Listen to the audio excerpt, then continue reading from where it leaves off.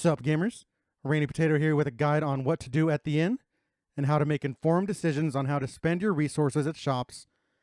If you enjoy the video, don't forget to subscribe. I post new videos every day. We're going to start off with your very first inn and shop encounter, Inn 1 After the Valley. Here you show up with varying relic and bauble rewards based on your altar progression, as well as 2 or 5 mastery depending on the act. The very first decision you should make at all inns is what region you want to tackle. I always open the screen up immediately right after checking your quirks. First you have to decide whether or not your team can handle a lair boss, and you should have a general idea at team selection at the crossroads of which lair boss is the best fit for your team based on your capabilities and which trophy or set of trinkets gel with your current comp. Your lair is the most important decision in region selection. I prioritize it over region conditions and rewards. If you've decided against the lair boss at your current location, very common if at the first inn, or have no real preference towards the lair, you then move towards region goals. If you still need candles to unlock the Altar of Hope, most region goals are fairly generous with the candle rewards, and I would select them, of course assuming you can complete them. The easiest, most preferable goals that will mess up your overall run the least are the do less than 6 road battles, which is an almost guaranteed reward in the current state of the game. The next easiest are the avoid or visit a certain location goals. I prefer the ones you actually like visiting, like the Oasis, Hoarder, and Hospital. And I like avoid goals like the Watchtower, which is a less impactful node.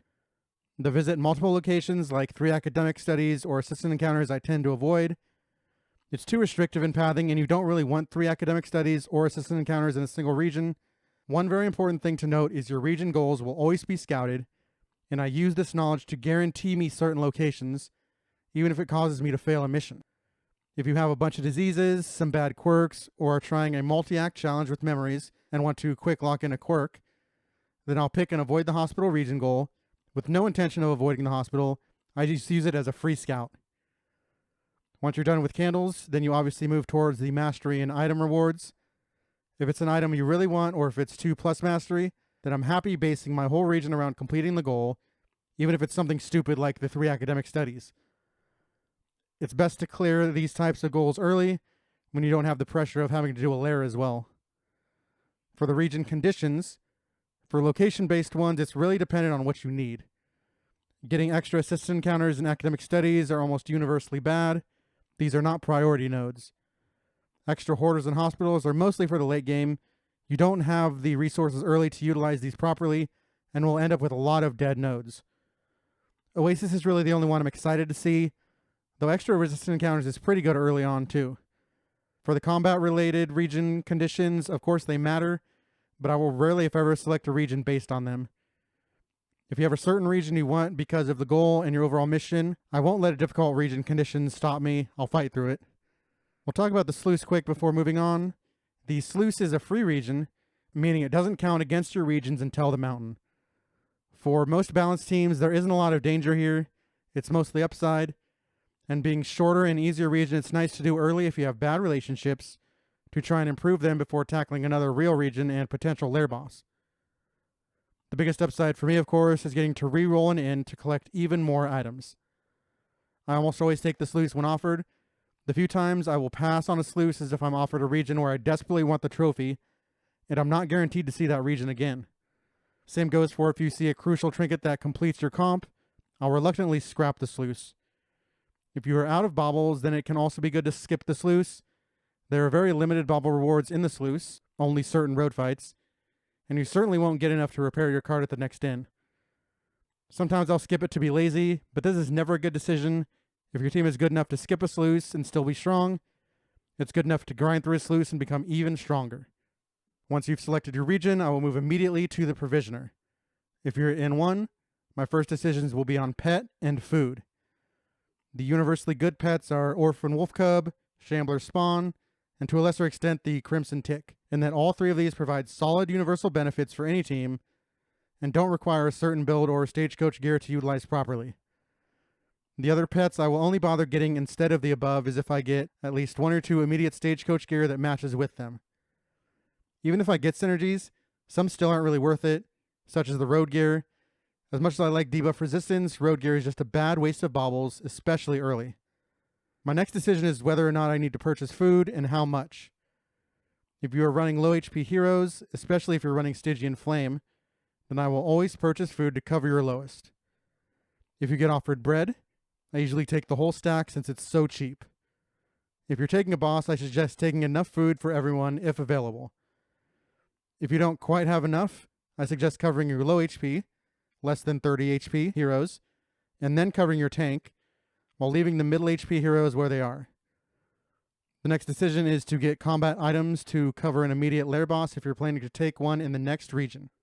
This is most applicable to the Tangle, where you want stacks of throwable combat items to proc the root so you don't have to waste attacks there. Linseed Oil is obviously the dream here, since it stacks up to 4. I like taking at least 6 or so combat items if I'm facing down the general, depending on team comp. Sometimes if I find some really good, cheap combat item, like a stack of linseed oil, I'll even change my target region to fight the Dreaming General. For the other relevant lair bosses, the Child and the Librarian, the only thing I really need to prepare with is smoke bombs. Both are nearly necessary, at least for an early Region 1 boss. Next step is to secure your Act boss based items. This means for Acts 1 and 3, grab the stun resist poultices. For Act 3 again, pick up noisemakers and speed items when available. And for Act 4, pick up every bleed resist poultice you see. Otherwise, I don't really purchase poultices and other items like these early in a run. Once this is done, I'll usually load up on your generic universal items. I always buy out laudanum stock in every shop, and I like having up to 4 glimmers of hope for a full run, more if I'm doing anything with flame drain, like torch or region conditions. Then, depending on your money, of course, I'll look to the inn items. Don't be afraid to spend all your cash at every inn.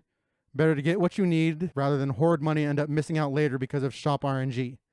The only exceptions are if you're desperately looking for a hospital, keep enough cash on hand to remove your most devastating quirks. Early on, the priority is relationship items. With all remaining cash, I'll almost always buy out stock on any AoE affinity items, and the single target ones if I have leftover money.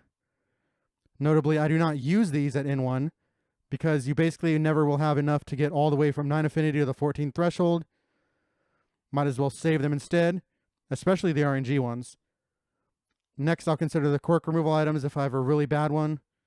Note these items will remove quirks from the top down in order. And finally, I'll take a look at the trinkets.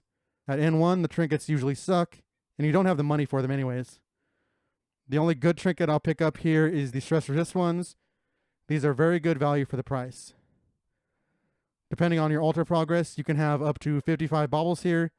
If you have that and a decent amount of rare trinkets unlocked from the altar, then I almost never spend a bauble here, even if it's decent, since you can afford the universal rares at 50 baubles already, and the hero and region-based trinkets at 65 baubles, making it easy to reach if you find an early hoarder. As far as what of your inn items you use here, my advice is for most of the buffs to save them for the Act boss, as long as you have space. If it's a relevant poultice you don't need for the Act boss, or you would like some space and it's a more mediocre item like the ones that proc tokens at a 5% rate, then I'll go ahead and dump them early. Again, as said before, save relationship items for the second inn, and only use enough relationship items to get you to the 14 threshold. Once you're there, save the rest until the next or final inn to patch up any lost affinity. Getting from the 14 to 17 threshold isn't really worth it in the mid-game.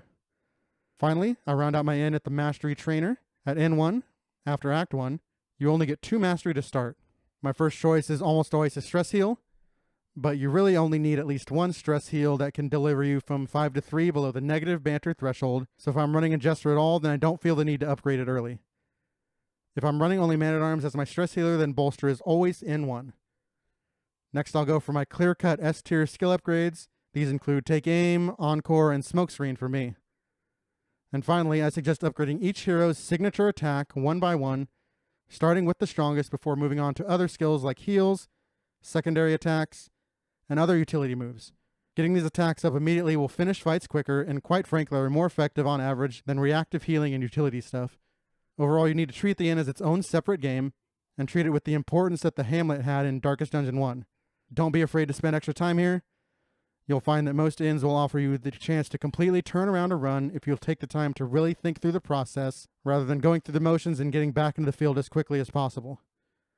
Thank you for watching. If you enjoyed the video, don't forget to subscribe. I post new videos every day.